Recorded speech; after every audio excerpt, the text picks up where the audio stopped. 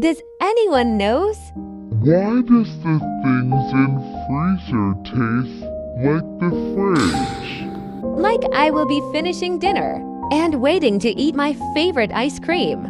But guess what? I'll just open a pack and started to eat it.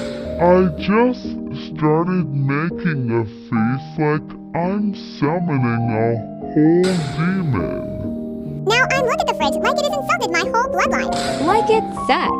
At this point, I'll just drink water. Sub for a better fridge. If don't sub, this baddie will be under a bed.